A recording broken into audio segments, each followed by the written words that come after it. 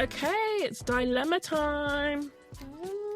So, subject line of this one is, I thought we were friends, now it's weird. Okay. Hi, Dulcie and Yemisi. Love the podcast. I didn't even realise how much I'd been minimising weird work stuff until I heard you two break it down so clearly.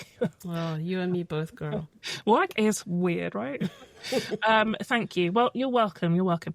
I'm writing because I'm stuck in a situation that's gone from lovely to awkward and I don't know how to handle it. Basically, I got really close to a colleague over the past year. We were hired around the same time, both work from home most of the week, and we just clicked. Same age, same energy, always chatting on Slack, sending memes, venting about our line manager. We even started hanging out outside of work a little bit. But something shifted. She's been distant lately, not replying much, seeming colder in meetings, and she skipped my birthday drinks even though she said she'd come. And now I'm paranoid. Did I overshare? Did I cross a line? Was I imagining the friendship altogether? The worst bit is I still have to work quite closely with her and it's making everything feel tense.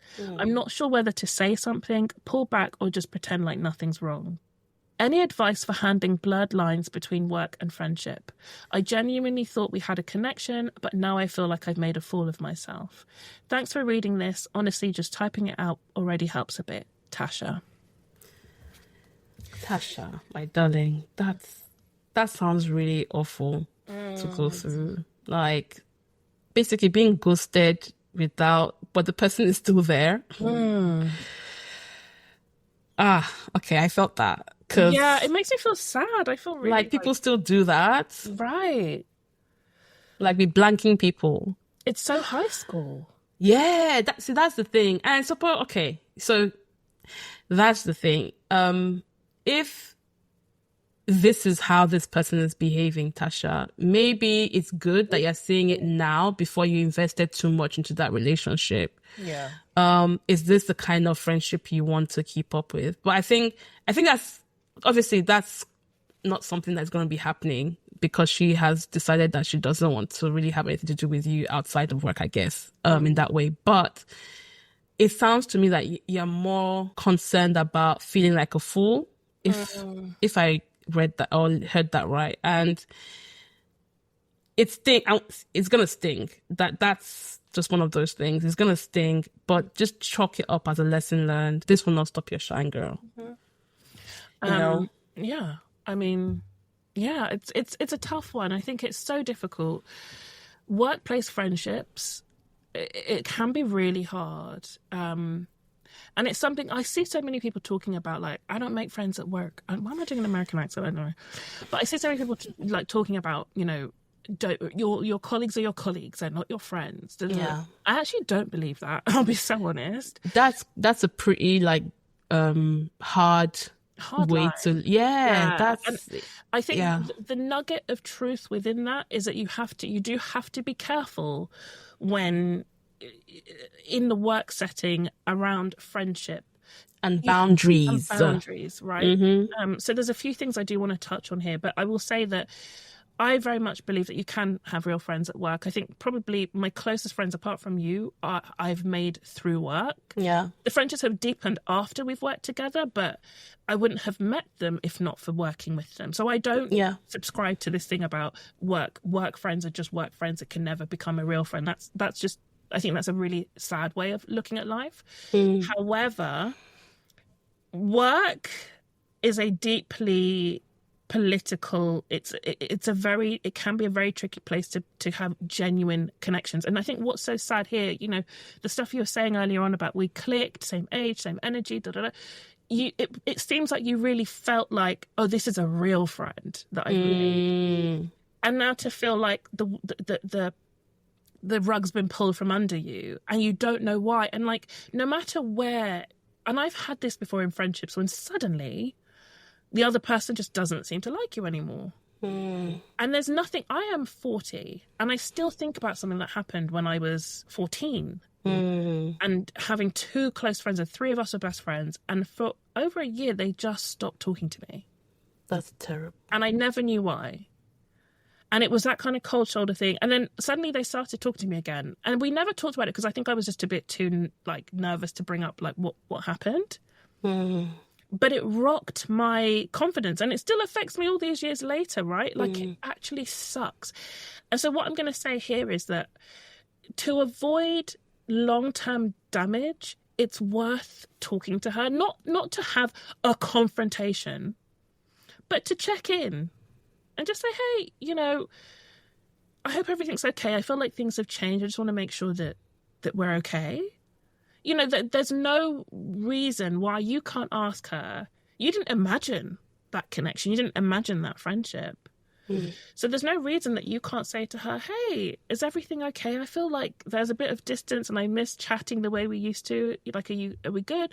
Hey, do you want to go for lunch? It'd be great to catch up. You know, just see, I mean, listen, hey, be prepared, however, that you might not get a positive reaction. And in which case, there's your answer, right? Like, it's done. It may well be that she has perceived something that you've said or done as a slight, which you have no idea about. And actually having an honest conversation would be an opportunity to air that and, you know, come to... we just don't know. That's the problem here, is that we know what your experience is, but we have no idea what hers is. She might be sitting there and saying, actually, you know what? Tasha said something one day that I found really offensive. And you had no idea. Do you know what I mean? We don't know enough to make a decision. I don't love, no matter what, I don't love the sudden coldness. That for me would be a thing where even if we made up, it would probably put you in a slightly different place for me, because what I don't need is someone who can turn... Who does not know how to communicate, because there's no friendship where somebody does not eventually offend the other person. Right. Like, and so if that person doesn't know how to communicate offense in a way that is respectful and healthy, then that's on them, not on you. Yeah. But I would say, like, for yourself, to stop yourself dwelling on this too much, and to this thing about I feel like a fool, extend the offer of a conversation. If she doesn't want to have it, fine, that's on her. But you'll have done what you could, and then you can move forward without that. And listen, it's still work, right? You can work with her. Yeah, exactly. It's a job. It's fine. Move forward. Keep your kindness levels high, but your expectations low. Okay? It sucks. It really sucks. But just know that you can walk away from this knowing that you've done everything you can. Don't feel like you can't be friends with someone at work moving forward. Don't let it make you jaded or cynical. Yeah. This is just a her issue. And yeah, let's see what happens, right? If she's able to say what it is, or if she's a coward and says, "Oh, there's nothing," then you really know that this girl's crazy. Yeah, like that's the thing. This is a good position to be in, even though it doesn't feel like it, because you're now able to make an informed decision. You're looking at it almost from an analytical perspective as well. It's not just, yes, you want to, hopefully repair the friendship if you do want to do that. But also you're going in with your eyes a little bit more open to understand that, oh, actually, maybe there's some expectations I need to set within myself as well surrounding this relationship. Yeah. And I think then in general, because all these things, it's all an opportunity to learn about ourselves and about how we move in the world. Yeah. Okay, so moving forward, if I were to find myself in a situation like this again, what would I do differently? How would I approach things? How would I communicate my boundaries? How would I understand their boundaries? It's a really good opportunity to learn new ways of approaching friendship at work or even outside of work. There is just one thing, though, that I am going to come down on kind of hard. Go for it. Bring down the hammer, girl. My friends and former friends that I've made through work are listening to this. Don't contradict me. Don't say that I'm a hypocrite. Because it's through those things that you and I both know that I've learned, and that's why I'm saying what I'm about to say.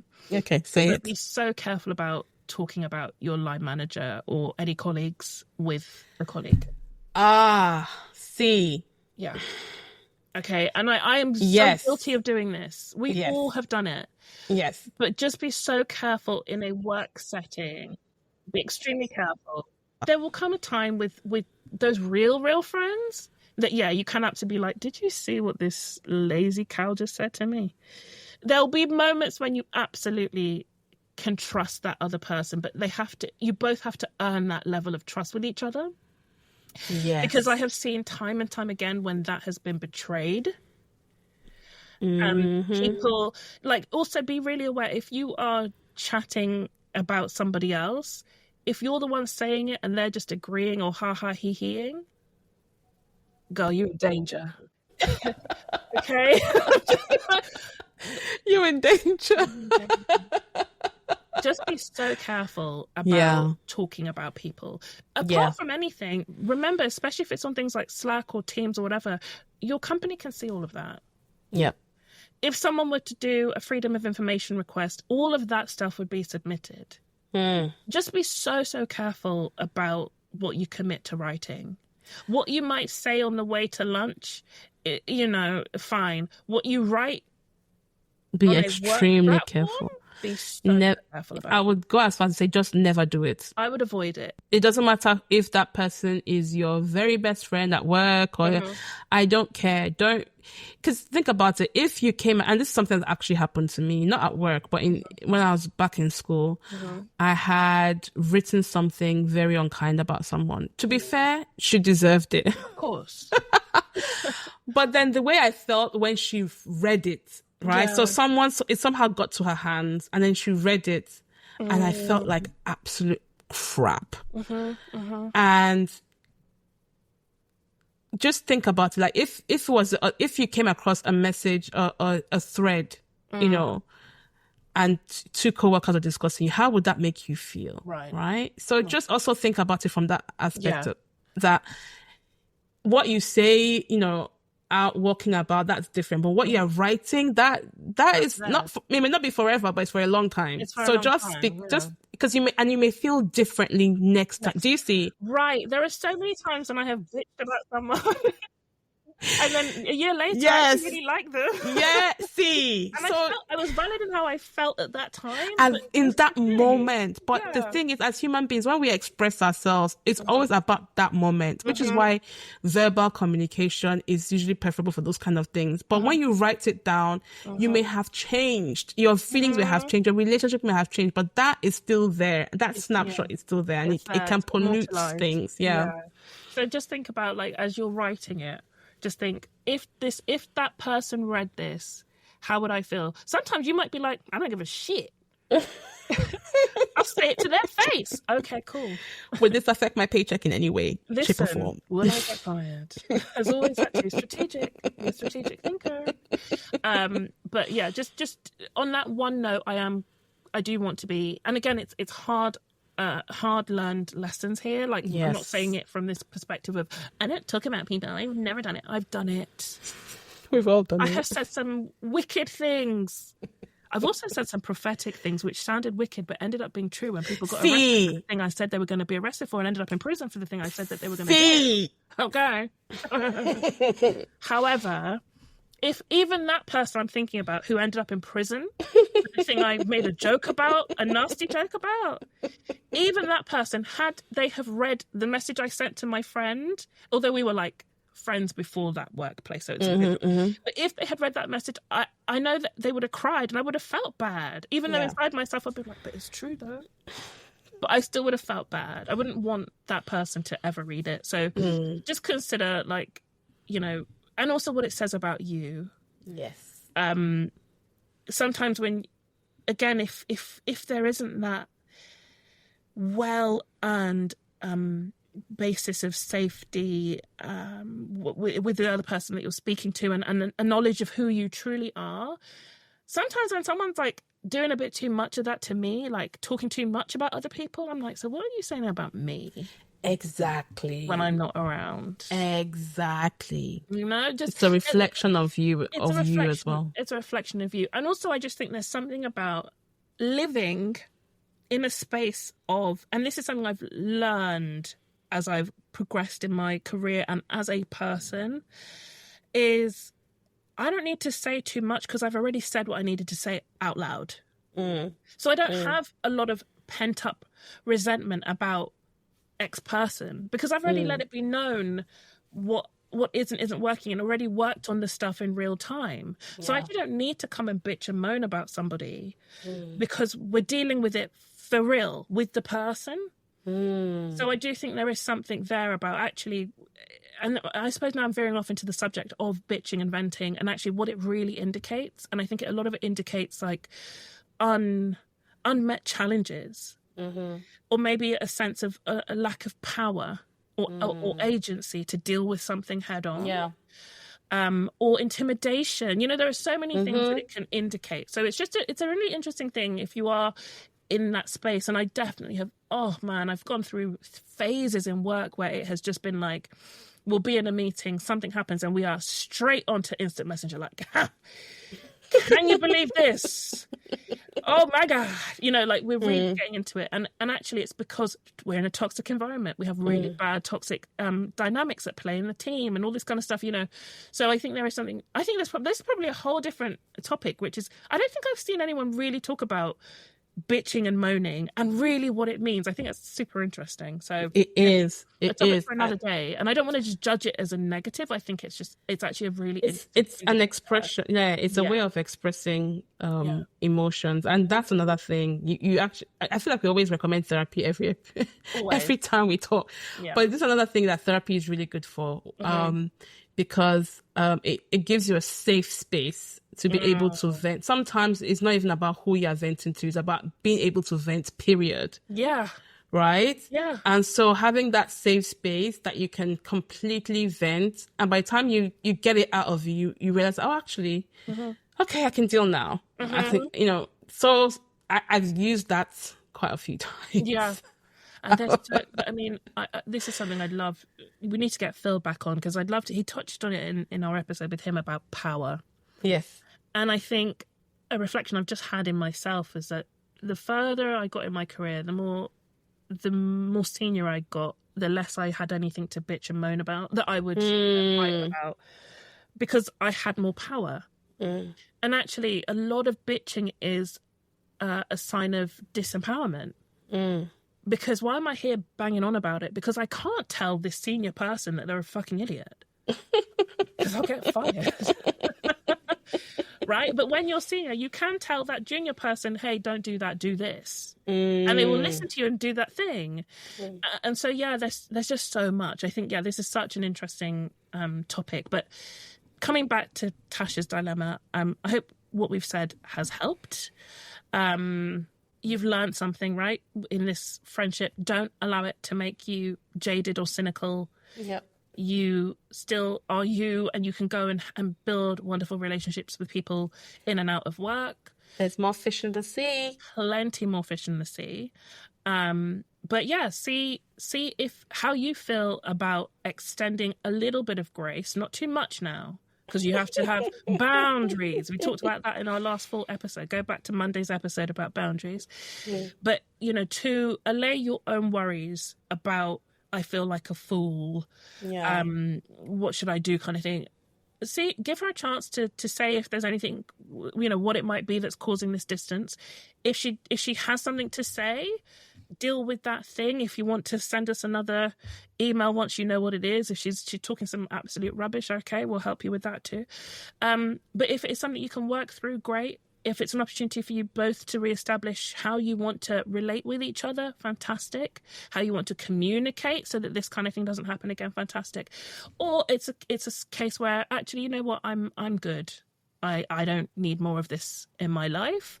Let's just, you know, be cordial at work and continue to work well together. Fantastic. Yeah. But nonetheless, you'll have learned something, so it's not a wasted experience, and you're not a fool. All right? Absolutely not. You are not a fool. No undue listener is a fool. No. Fool. No. Yeah. If you need proof, you're listening to this. Look at you. Wonderful. Us, so you couldn't possibly be a fool. You're a wise woman. We tell fools regularly to switch off. So, you know, that we do. We do that. So, you're still here. That means you're not a fool. Yes. Listeners, if you have some advice for Tasha, the dilemma is going to be on social media. It's going to be on Instagram, TikTok, probably on LinkedIn as well. And maybe I should put it there. No. Know anything. Those are fools. No. That's how Tasha's employers or the person Tasha is talking about. Oh, by the way, I should say Tasha is not her real name. It's not her real name. It's not her real name. Every name we hear on the Dilemma episodes are not real names. We anonymize it. We don't give away any identifying things, so don't worry. There is there might be a Tasha going through this, but it's not the Tasha that writes into us. So yeah, if you've got some advice that you'd like to lend to Tasha, please hop on our social media or send an email. And if you have a dilemma of your own, send it over. We'd love to help you. All right. I think that's it. Good luck, Tasha.